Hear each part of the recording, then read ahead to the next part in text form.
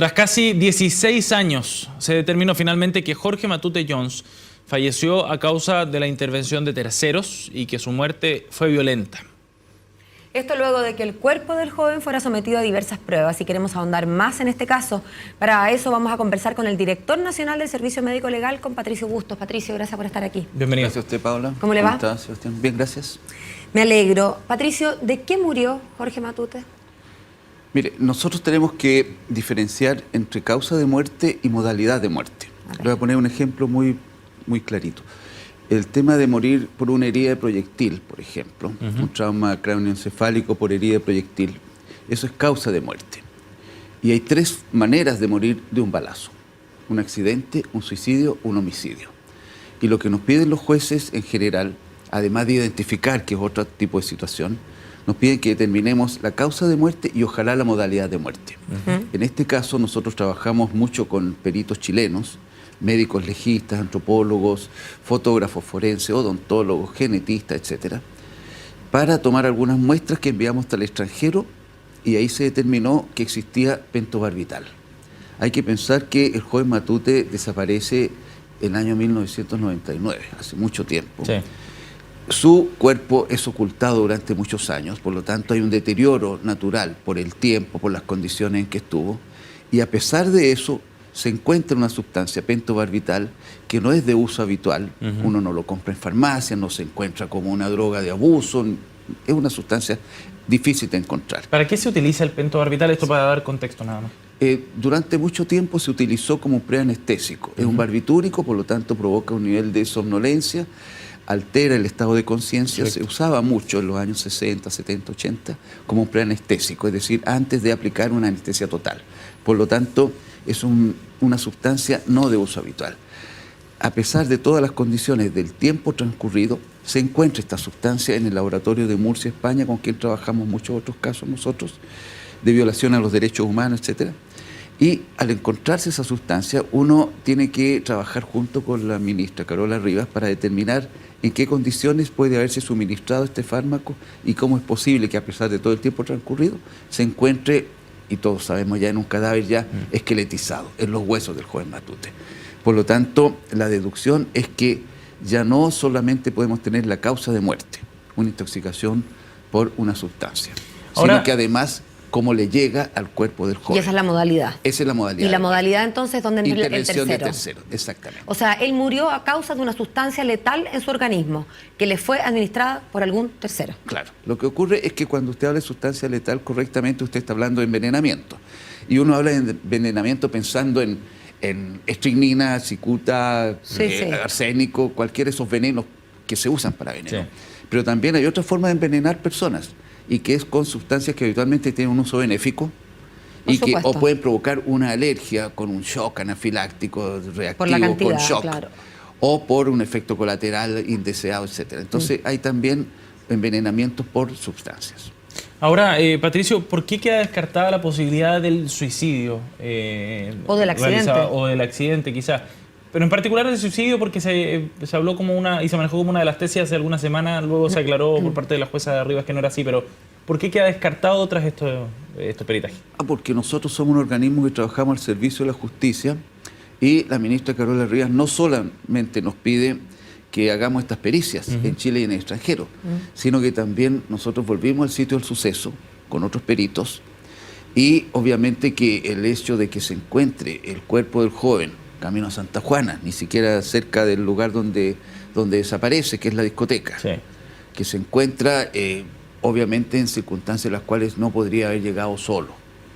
Por lo tanto, obviamente, el uso de la sustancia, el pentobarbital, tuvo como objetivo que él tuviera una alteración del estado de conciencia con determinado objetivo, y después aparece lejano. Por lo tanto, todos los datos circunstanciales también nosotros tuvimos acceso a ellos y son parte de la investigación forense. Trabajar en laboratorio principalmente, pero también nosotros trabajamos mucho en terrenos con carabineros, con la PDI y, por supuesto, con las instrucciones que nos pide la ministra Carola Rivas que hagamos. Patricio, estoy tratando de entender lo que son datos como objetivos y los que ya tienen que ver con hipótesis. Por ejemplo, cuando usted me dice ya, la causa de muerte fue un disparo de proyectil.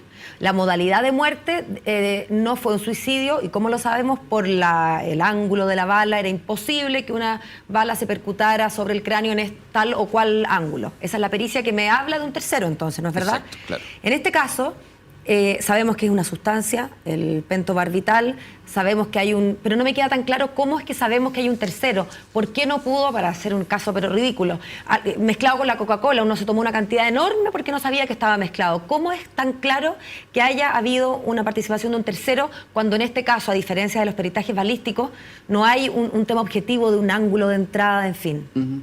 Voy a volver al balazo brevemente. Sí. Víctor Jara muere con más de 30 balazos. Y además de todos los que tenía en el cuerpo, hay un disparo en la nuca. Obviamente se descarta absolutamente la tesis de un suicidio. Nadie se puede suicidar de esa forma. Por supuesto. Para poner un ejemplo bien claro respecto a modalidad de muerte por intervención de terceros. Pensemos en varios temas que tienen que ver con la sustancia, con la persona y con la hipótesis de que hayan terceras personas. En primer lugar, en una sustancia de no fácil acceso. En ese periodo, ya en el año 99, ya casi ni se comercializaba en Chile. Existía en países limítrofes, pero alguien podría haber tenido acceso y haberlo guardado durante mucho tiempo. Primera cosa. Segundo, no es de uso recreativo habitual. Como para que esté en una como fiesta. Para que esté en una fiesta. Además, si alguien va a una discoteca, no va a tomar algo que le produzca un estado tal que se va a dormir a una discoteca. Al contrario. Va a pasarlo bien, va a socializar, buscaría un estimulante. Tercero, no hay antecedentes de que esa sustancia haya circulado en un ambiente con el uso recreativo que se podría haber supuesto, pero como le digo, es absolutamente contradictorio con el hecho de ir a una discoteca a dormir. Bueno, para eso se queda en su casa o a otro lado. Entonces, obviamente que todo esto es condicionante. Además, pensemos el tiempo transcurrido y el hecho de que se encuentre, después de todo ese tiempo, esta sustancia. Por lo tanto, habla de altas dosis, probablemente. Exactamente. ¿No? Muy bien, Sebastián. Esto habla de altas dosis. Entonces, están todos estos elementos que hacen concluir, y esto es el informe que el Servicio Médico Legal entrega a la ministra. Patricio, estas sustancias son sustancias controladas, yo me imagino, y usted lo decía, no es llegar y comprar en la farmacia 1 litro de pentobarbital.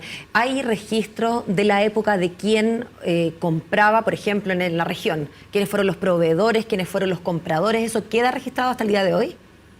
Muy buena su pregunta, Paula, porque cuando el año pasado entregamos la información de que se había encontrado pentobarbital en el cuerpo del joven, muchos dijeron ya, esto ya está listo. Y la ministra en todo este tiempo hizo exactamente lo que usted dice.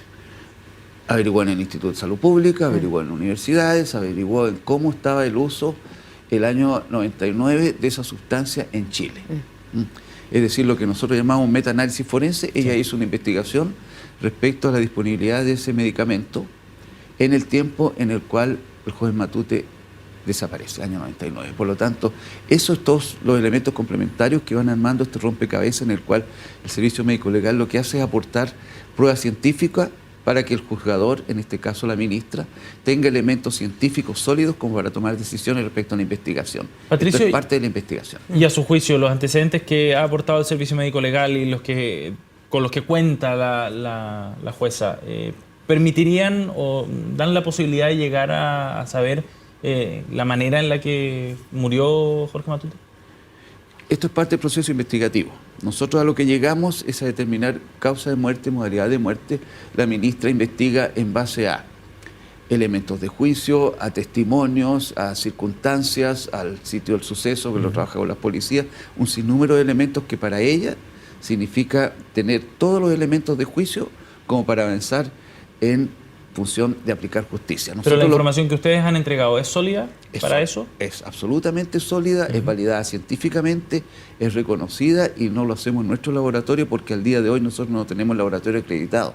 Nosotros podemos buscar sustancias, pero todo aquello que nosotros no tenemos una acreditación, nosotros lo mandamos al extranjero. Y en eso no nos avergonzamos porque nosotros también prestamos ayuda a otros países, como cuando se incendia una cárcel en Honduras, nosotros vamos, como cuando hay terremotos viene gente a ayudarnos. Y en todos estos casos nosotros tenemos una red forense internacional en la cual nos apoyamos. Patricio, esta es una pregunta, bueno, tiene que ver con lo forense, pero también con lo humano. Es imposible no pensar en la madre de Jorge Matute y bueno, en esa familia entera que pueda descansar. Probablemente parte del descanso tenga que ver con saber toda la verdad, ¿no? Y que se haga justicia con esa verdad. Pero también tiene que ver, imagino, desde la distancia, con poder poner a descansar los restos de Jorge. Entiendo que el cuerpo va a ser devuelto a la familia para que pueda ser de nuevo enterrado. Y la pregunta es si es que no podría eventualmente en el futuro, con nueva tecnología, pensarse en otra pericia y volver a desenterrar el cuerpo, y hasta cuándo puede seguir ese tema. Mire, como muy bien dice usted, hay que aplicar justicia, pero también con humanidad. Esto no es incompatible, al contrario, tiene que buscarse un nivel de humanidad, y el servicio médico legal, cuando es transparente y cuando nos reunimos con la familia y explicamos las cosas y compartimos las inquietudes, es porque estamos teniendo una relación absolutamente transparente y humana con ellos. Ahora, ¿qué es lo que se ha dado en este caso? Una familia que lucha por la justicia, que no baja la guardia. Poder judicial que avanza en una investigación. Un servicio forense que reconoce que a la luz de la ciencia de hoy podemos encontrar cosas que quizás no encontramos hace 10 años. Y cuando a mí me decían, pero ¿cómo desenterrarlo después de tanto tiempo? ¿Qué se va a lograr? Yo decía, es posible, no sabemos cuánto es probable. Y esta probabilidad hoy día se dio. Por lo tanto, la ministra Carola Rivas va a recibir a la familia este viernes en Concepción, justamente para ver los elementos que usted dice respecto a la oportunidad en la cual es posible hoy día que el cuerpo de Jorge Matute descanse, habiendo ya entregado todos los elementos que científicamente es posible obtener a la luz de la ciencia hoy día, porque los procesos judiciales no pueden ser eternos. Cuando los familiares de desaparecidos gritan en las calles verdad y justicia, nosotros como servicio médico legal tenemos que entregar elementos de verdad para que se aplique justicia. Y esto tiene una temporalidad también, no pueden ser eternos. Cierto. Patricio, muchas gracias por haber venido esta mañana. Gracias, Sebastián. Gracias, Paola. Que estén bien. Buenos días.